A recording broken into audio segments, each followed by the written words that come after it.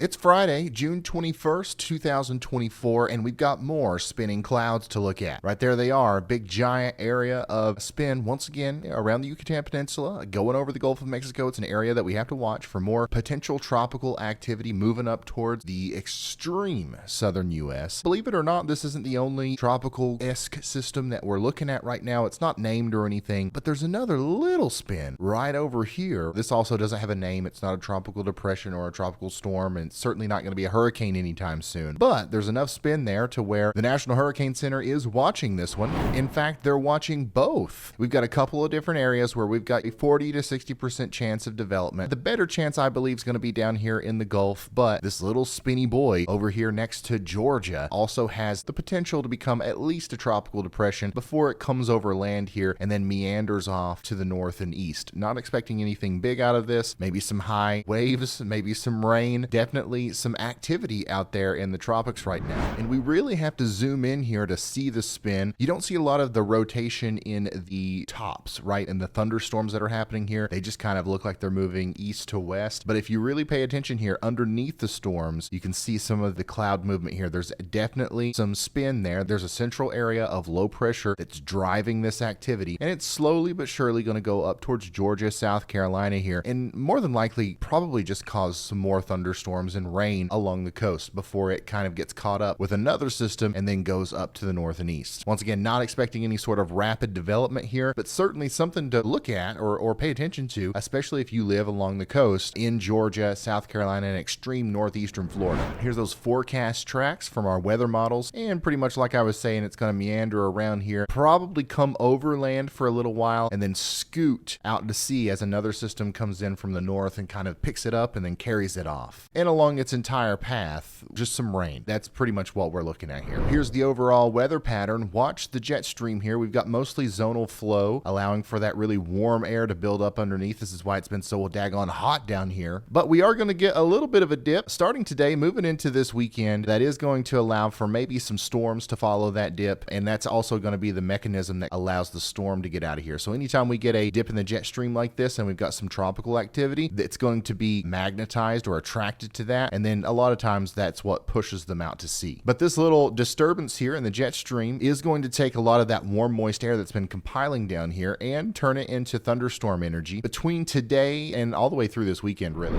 But first, let me tell you about our awesome sponsor today, Fishing Clash. Have you ever just wanted to go fishing, but you can't because you got to go to work, or because it's raining, or because the National Weather Service has issued a tornado warning for your county? Well, don't you worry about it, because with today's sponsor, no matter what's going on in the world, you can play Fishing Clash right from your phone. And Fishing Clash is not just a game. It's a way for outdoor enthusiasts to really bring the wonder of nature with them indoors or wherever they are on their phone. From casting lines in exotic locations to reeling in the biggest catches, this game has it all. And guess what? Fishing Clash has actually teamed up with Major League Fishing, bringing real-life tournaments straight to your fingertips. You can dive into virtual competitions, conquer iconic locations, and reel in trophy catches. If you download Fishing Clash using my link down below, you're going to unlock an exclusive $20 value reward, including a unique avatar and much more. Simply use this gift code, which you can see right here, and click that link in the description, and you're going to be on the road to fishing, son. It's going to be great. So what are you really waiting for? Go ahead and cast your line into the world of Fishing Clash, and don't forget to share your biggest catch with me down in the comments below. Thank you so much to Fishing Clash for sponsoring this video. We really appreciate it. I want to say a huge thank you to Fishing Clash for sponsoring this video. It's always great when we have a sponsor. Now let's get back into it. We've got a big slight risk of severe weather today from Montana down into Wyoming, into Nebraska, all the way over into Wisconsin. Another little slight risk down there in Utah, Arizona, way back into southwestern Colorado. This is pretty much following the pattern of that ridge. Once again, we got all this moisture down here in the Gulf of Mexico. It's kind of coming up over Mexico this way and then kind of skirting over the United States like this. And everyone in the middle here is staying staying high, dry, and hot. But along the periphery of that ridge, we're going to continue to see pretty strong storms, and that's what we're expecting today. And it's not just the severity of the storms that we're concerned about. Obviously, we've got a good chance of some large hail out here today, maybe even an isolated tornado or two, especially up here in northwestern Iowa and back into northern portions of Nebraska. But we're also really concerned about the orientation of these storms. Since they're going this way, they're going to kind of go over the same areas over and over again. So of course, we have to be concerned about flash flooding. And in fact, we have a day one moderate risk of excessive rainfall today in places like Minneapolis, especially on the southern side, up through northern portions of Iowa, extreme southeastern South Dakota. That's where we're most concerned about extreme rainfall today that could cause life-threatening flash flooding.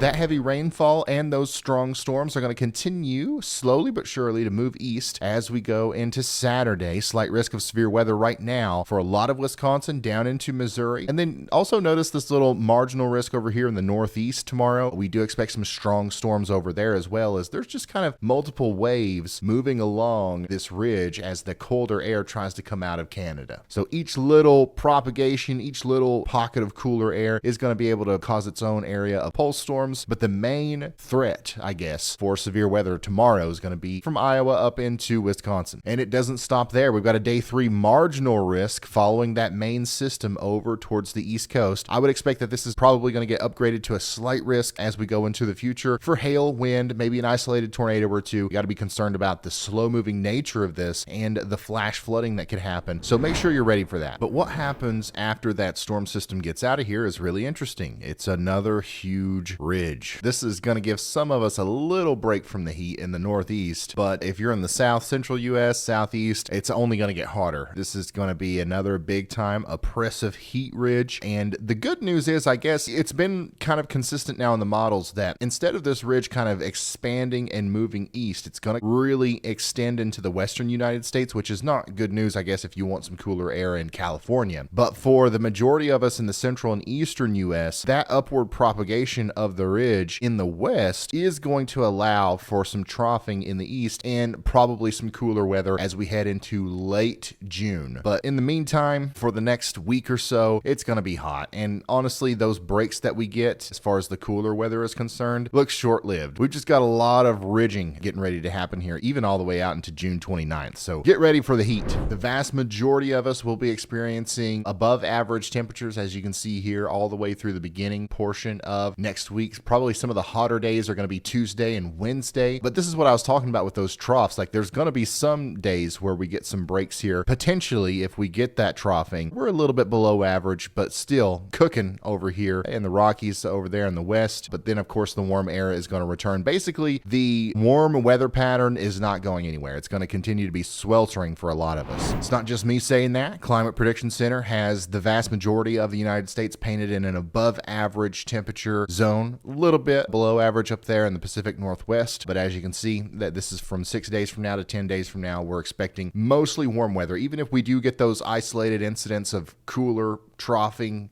pockets of, niceness, it's mostly going to be hot. And this is where we expect rainfall to fall over the next week, and how much of it. As you can tell, the hot spot's going to be up here in Wisconsin and Minnesota, where we do have that chance of flash flooding today. Moisture does return back into the southeast. This was an area that was experiencing no rain for quite some time, but it looks like the summertime pulse isolated thunderstorm situation is going to be back in play here as we go towards the end of June. Also, lots of rain expected over the next week in Maine, Vermont, New Hampshire. Get ready for that, as some of the runoff from the hills could cause some flash flooding. But look, even with our tropical system down here in the southeast, the vast majority of the rain associated with that is expected to be out to sea offshore. So we don't even expect to see a whole lot of rain over that tropical system area. Not a drop of rain out here in some of these places in the west, though. California, Nevada, Oregon, Idaho, it's dry. And that's all the weather talk I have for you today. Once again, this weekend I'll be heading out for a little trip with the family, but I am going to still try to make some videos while I'm down there. At least one, unless something crazy happens and we need to make a bunch of videos. Of course, we will do that. Even if we need to go live, I might have to go live for a hurricane while I'm down there. I doubt it. I'm going to be on vacation, but if we need to be here for you, we will be, okay? In the meantime, have fun in the sun. Don't be scared. Be prepared if you are in the slight risk severe weather areas. We will see you in the next one. Goodbye. Ooh.